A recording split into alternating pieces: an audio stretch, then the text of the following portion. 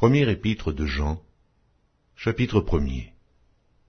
Ce qui était dès le commencement, ce que nous avons entendu, ce que nous avons vu de nos yeux, ce que nous avons contemplé et que nos mains ont touché concernant la parole de vie, car la vie a été manifestée, et nous l'avons vue, et nous lui rendons témoignage, et nous vous annonçons la vie éternelle, qui était auprès du Père, et qui nous a été manifestée. Ce que nous avons vu et entendu, nous vous l'annonçons à vous aussi, afin que vous aussi, vous soyez en communion avec nous. Or, notre communion est avec le Père et avec son Fils, Jésus-Christ. Et nous écrivons ces choses afin que notre joie soit parfaite. La nouvelle que nous avons apprise de lui et que nous vous annonçons, c'est que Dieu est lumière, qu'il n'y a point en lui de ténèbres. Si nous disons que nous sommes en communion avec lui, et que nous marchions dans les ténèbres, nous mentons, et nous ne pratiquons pas la vérité. Mais si nous marchons dans la lumière, comme il est lui-même dans la lumière, nous sommes mutuellement en communion, et le sang de Jésus, son Fils, nous purifie de tout péché. Si nous disons que nous n'avons pas de péché, nous nous séduisons nous-mêmes, et la vérité n'est point en nous. Si nous confessons nos péchés, il est fidèle et juste pour nous les pardonner, et pour nous purifier de toute iniquité. Si nous disons que nous n'avons pas péché, nous le faisons menteur, et sa parole n'est point en nous. Première épître de Jean, chapitre 2. Mes petits enfants, je vous écris ces choses afin que vous ne péchiez point. Et si quelqu'un a péché, nous avons un avocat auprès du Père, Jésus-Christ, le juste. Il est lui-même une victime expiatoire pour nos péchés, non seulement pour les nôtres, mais aussi pour ceux du monde entier. Si nous gardons ses commandements, par là nous savons que nous l'avons connu. Celui qui dit « je l'ai connu » et qui ne garde pas ses commandements est un menteur, et la vérité n'est point en lui. Mais celui qui garde sa parole, l'amour de Dieu est véritablement parfait en lui. Par là, nous savons que nous sommes en lui. Celui qui dit qu'il demeure en lui doit marcher aussi comme il a marché lui-même. Bien-aimés, ce n'est pas un commandement nouveau que je vous écris, mais un commandement ancien, que vous avez eu dès le commencement.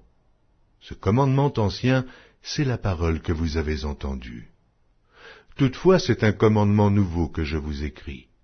Ce qui est vrai en lui et en vous, car les ténèbres se dissipent, et la lumière véritable paraît déjà. Celui qui dit qu'il est dans la lumière et qui est son frère est encore dans les ténèbres. Celui qui aime son frère demeure dans la lumière, et aucune occasion de chute n'est en lui. Mais celui qui est son frère est dans les ténèbres, il marche dans les ténèbres, et il ne sait où il va, parce que les ténèbres ont aveuglé ses yeux. Je vous écris, petits enfants, parce que vos péchés vous sont pardonnés à cause de son nom. Je vous écris, Père, parce que vous avez connu celui qui est dès le commencement. Je vous écris, jeunes gens, parce que vous avez vaincu le malin. Je vous ai écrit, petits enfants, parce que vous avez connu le Père. Je vous ai écrit, Père, parce que vous avez connu celui qui est dès le commencement. Je vous ai écrit, jeunes gens, parce que vous êtes forts, et que la parole de Dieu demeure en vous, et que vous avez vaincu le malin. N'aimez point le monde, ni les choses qui sont dans le monde. Si quelqu'un aime le monde, l'amour du Père n'est point en lui. Car tout ce qui est dans le monde, la convoitise de la chair, la convoitise des yeux et l'orgueil de la vie, ne vient point du Père, mais vient du monde. Et le monde passe, et sa convoitise aussi. Mais celui qui fait la volonté de Dieu demeure éternellement. Petits enfants, c'est la dernière heure. Et comme vous avez appris qu'un antéchrist vient, il y a maintenant plusieurs antéchrists. Par là, nous connaissons que c'est la dernière heure. Ils sont sortis du milieu de nous, mais ils n'étaient pas des nôtres. Car s'ils eussent été des nôtres, ils seraient demeurés avec nous. Mais cela est arrivé afin qu'il fût manifeste que tous ne sont pas des nôtres. Pour vous, vous avez reçu l'onction de la part de celui qui est saint, et vous avez tous de la connaissance. Je vous ai écrit, non que vous ne connaissiez pas la vérité, mais parce que vous la connaissez, et parce qu'aucun mensonge ne vient de la vérité. Sinon, celui qui nie que Jésus est le Christ, celui-là est l'Antéchrist, qui nie le Père et le Fils. Quiconque nie le Fils n'a point non plus le Père. Quiconque confesse le Fils a aussi le Père. Que ce que vous avez entendu dès le commencement demeure en vous. Si ce que vous avez entendu dès le commencement demeure en vous, vous demeurerez aussi dans le Fils et dans le Père. Et la promesse qu'il nous a faite, c'est la vie éternelle. Je vous ai écrit ces choses au sujet de ceux qui vous égarent. Pour vous, l'onction que vous avez reçue de lui demeure en vous, et vous n'avez pas besoin qu'on vous enseigne. Mais comme son onction vous enseigne toutes choses, et qu'elle est véritable, et qu'elle n'est point un mensonge, demeurez en lui, selon les enseignements qu'elle vous a donnés. Et maintenant, petits enfants, demeurez en lui, afin que, lorsqu'il paraîtra, nous ayons de l'assurance, et qu'à son avènement, nous ne soyons pas confus et éloignés de lui. Si vous savez qu'il est juste, reconnaissez que quiconque pratique la justice est né de lui. Première épître de Jean, chapitre 3.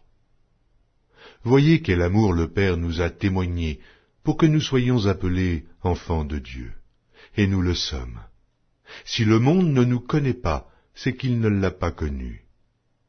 Bien-aimés, nous sommes maintenant enfants de Dieu, et ce que nous serons n'a pas encore été manifesté. Mais nous savons que, lorsque cela sera manifesté, nous serons semblables à lui, parce que nous le verrons tel qu'il est. Quiconque a cette espérance en lui se purifie, comme lui-même est pur. Quiconque pêche transgresse la loi, et le péché est la transgression de la loi. Or, vous le savez, Jésus a paru pour ôter les péchés, et il n'y a point en lui de péché. Quiconque demeure en lui ne pêche point, quiconque pêche ne l'a pas vu, et ne l'a pas connu. Petits enfants, que personne ne vous séduise. Celui qui pratique la justice est juste, comme lui-même est juste. Celui qui pêche est du diable, et le diable pêche dès le commencement. Le Fils de Dieu apparut afin de détruire les œuvres du diable. Quiconque est né de Dieu ne pratique pas le péché, parce que la semence de Dieu demeure en lui, et il ne peut pécher, parce qu'il est né de Dieu. C'est par là que se feront reconnaître les enfants de Dieu et les enfants du diable. Quiconque ne pratique pas la justice n'est pas de Dieu, non plus que celui qui n'aime pas son frère. Car ce qui vous a été annoncé et ce que vous avez entendu dès le commencement, c'est que nous devons nous aimer les uns les autres, et ne pas ressembler à Caïn, qui était du malin et qui tua son frère. Et pourquoi le tua-t-il? Parce que ses œuvres étaient mauvaises, et que celles de son frère étaient justes. Ne vous étonnez pas, frères, si le monde vous hait. Nous savons que nous sommes passés de la mort à la vie, parce que nous aimons les frères. Celui qui n'aime pas demeure dans la mort. Quiconque hait son frère est un meurtrier. Et vous savez qu'aucun meurtrier n'a la vie éternelle demeurant en lui. Nous avons connu l'amour en ce qu'il a donné sa vie pour nous. Nous aussi, nous devons donner notre vie pour les frères. Si quelqu'un possède les biens du monde, et que, voyant son frère dans le besoin, il lui ferme ses entrailles, comment l'amour de Dieu demeure-t-il en lui? Petits enfants, n'aimons pas en parole et avec la langue, mais en action et avec vérité.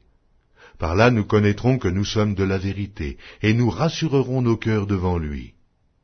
Car si notre cœur nous condamne, Dieu est plus grand que notre cœur, et il connaît toutes choses. Bien-aimés, si notre cœur ne nous condamne pas, nous avons de l'assurance devant Dieu. Quoi que ce soit que nous demandions, nous le recevons de lui, parce que nous gardons ses commandements et que nous faisons ce qui lui est agréable.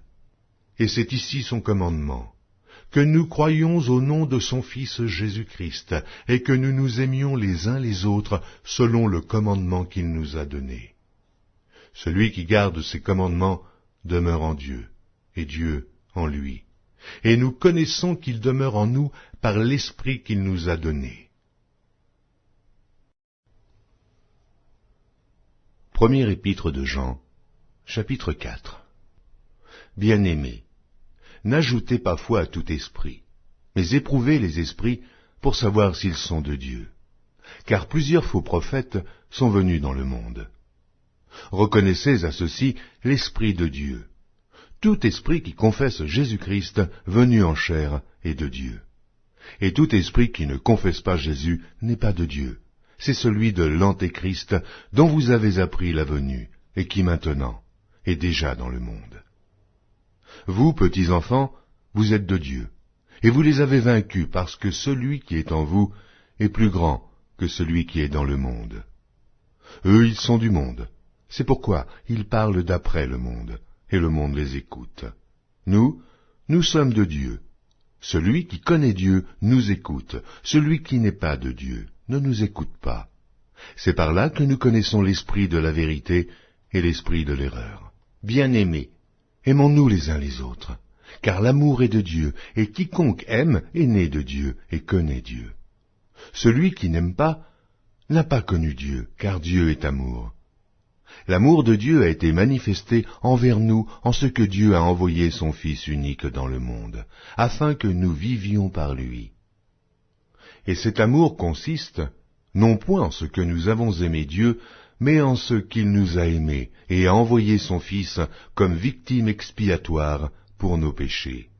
Bien-aimés, si Dieu nous a ainsi aimés, nous devons aussi nous aimer les uns les autres. Personne n'a jamais vu Dieu. Si nous nous aimons les uns les autres, Dieu demeure en nous et son amour est parfait en nous. Nous connaissons que nous demeurons en lui et qu'il demeure en nous, en ce qu'il nous a donné de son esprit. Et nous avons vu et nous attestons que le Père a envoyé le Fils comme sauveur du monde. Celui qui confessera que Jésus est le Fils de Dieu, Dieu demeure en lui, et lui en Dieu. Et nous avons connu l'amour de Dieu. Et nous avons connu l'amour que Dieu a pour nous, et nous y avons cru. Dieu est amour, et celui qui demeure dans l'amour demeure en Dieu, et Dieu demeure en lui. Tel il est, tel nous sommes aussi dans ce monde. C'est en cela que l'amour est parfait en nous, afin que nous ayons de l'assurance au jour du jugement. La crainte n'est pas dans l'amour. Mais l'amour parfait bannit la crainte, car la crainte suppose un châtiment, et celui qui craint n'est pas parfait dans l'amour. Pour nous l'aimons, parce qu'il nous a aimés le premier. Si quelqu'un dit « J'aime Dieu » et qu'il haïsse son frère, c'est un menteur, car celui qui n'aime pas son frère qu'il voit, comment peut-il aimer Dieu qu'il ne voit pas? Et nous avons de lui ce commandement, que celui qui aime Dieu aime aussi son frère.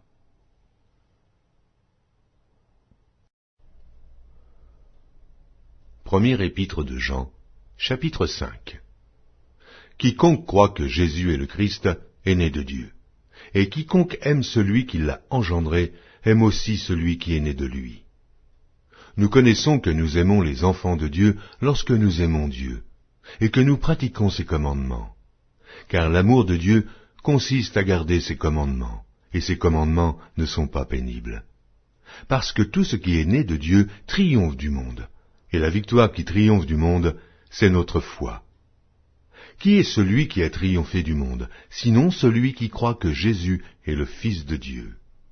C'est lui, Jésus-Christ, qui est venu avec de l'eau et du sang, non avec l'eau seulement, mais avec l'eau et avec le sang. Et c'est l'Esprit qui rend témoignage, parce que l'Esprit est la vérité. Car il y en a trois qui rendent témoignage, l'Esprit, l'eau et le sang, et les trois sont d'accord.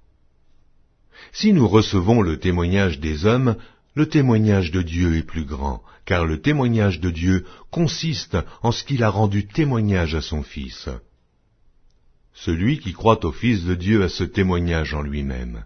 Celui qui ne croit pas, Dieu le fait menteur, puisqu'il ne croit pas au témoignage que Dieu a rendu à son Fils. Et voici ce témoignage. C'est que Dieu nous a donné la vie éternelle, et que cette vie est dans son Fils. Celui qui a le Fils a la vie. Celui qui n'a pas le Fils de Dieu n'a pas la vie. Je vous ai écrit ces choses afin que vous sachiez que vous avez la vie éternelle, vous qui croyez au nom du Fils de Dieu. Nous avons auprès de lui cette assurance que si nous demandons quelque chose selon sa volonté, il nous écoute. Et si nous savons qu'il nous écoute, quelque chose que nous demandions, nous savons que nous possédons la chose que nous lui avons demandée. Si quelqu'un voit son frère commettre un péché qui ne mène point à la mort, qu'il prie, et Dieu donnera la vie à ce frère.